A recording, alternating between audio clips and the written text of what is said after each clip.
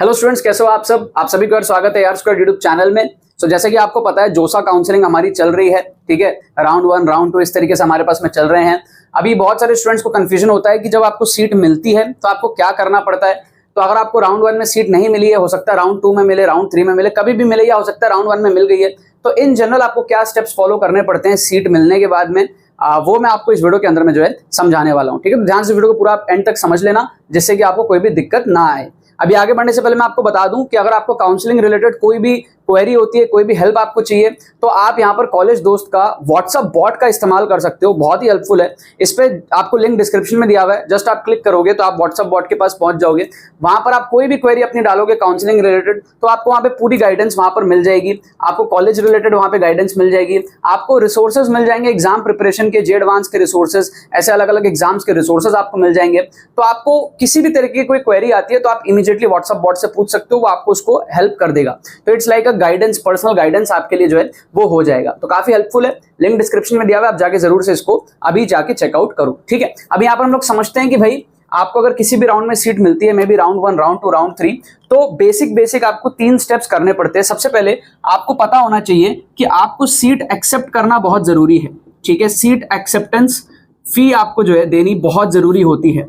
बहुत सारे बच्चे यहाँ पे मिस्टेक करते हैं, हर साल वो सीट एक्सेप्टेंस फी पे नहीं करते हैं। उनको लगता है यार बहुत ज्यादा अमाउंट है, 30-35 हजार रुपए है, पे करेंगे वेस्ट हो जाएगा। तो ऐसा कुछ भी नहीं है। आपको सीट जो भी मिली है, आपको चाहे पसंद हो ना पसंद हो, आपने चॉइस फिलिंग में डाला था, आपको कोई भी सीट मिलती है किसी भी राउंड में, you have to accept that seat, otherwise आप आगे के राउंड में जोसा से बाहर हो जाओगे, ठीक है।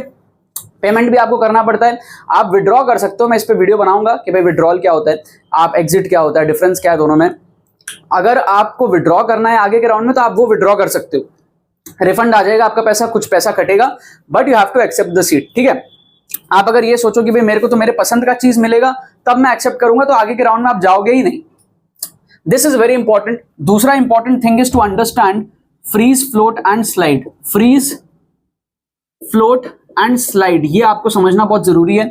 इस पे मैंने डेडिकेटेड वीडियो पूरा डाला हुआ है कि भाई फ्रीज क्या होता है, फ्लोट क्या होता है, ठीक है, एंड स्लाइड क्या होता है। मैक्सिमम स्टूडेंट्स जो है फ्लोट का इस्तेमाल करते हैं, कुछ स्टूडेंट्स स्लाइड का इस्तेमाल करते हैं। और फ्रीज का इस्तेमाल करना तो मेरे हिसाब से बेवकूफी है। अगर आप इनिशियल राउंड्स में फ्रीज कर रहे हो तो बेवकूफी है वो। आपको आगे के राउंड तक जाना चाहिए, तो आपको क्या बेटर चीजें और मिलने की पॉसिबिलिटी है जो आपने चॉइस फिलिंग किया है उसके हिसाब से, ठीक है। तो ये आपको समझ में अगर नहीं आया है, मेरी वीडियो आप देख लेना, मैंने अपलोड करी थी फ्रीज फ्लोट स्लाइड पर, डिटेल्ड एग्जांपल के थ्रू समझाया था, बहुत हेल्पफुल है। और हमारे पास में तीसरा यहाँ पर चीज होता है डॉक्यूमेंट्स। आपको डॉक्यूमेंट्स अपने सारे जो भी रिक्वायर्ड है उसको आपको रेडी करके रखना है, और डॉक्यूमेंट्स आपको सही समय पर अपलोड करना है। पूरा काउंसलिंग का जो शेड्यूल है पीडीएफ वेबसाइट में अवेलेबल है जोसा की, वहां से आपको डाउनलोड करना है, उसको फॉलो करना है। और जिस भी राउंड में आपको सीट मिलेगी उसके बाद एक डेडलाइन रहता है 2-3 दिन 4 दिन का, उसके अंदर में आपको डॉक्यूमेंट्स अपलोड करना है, ठीक है।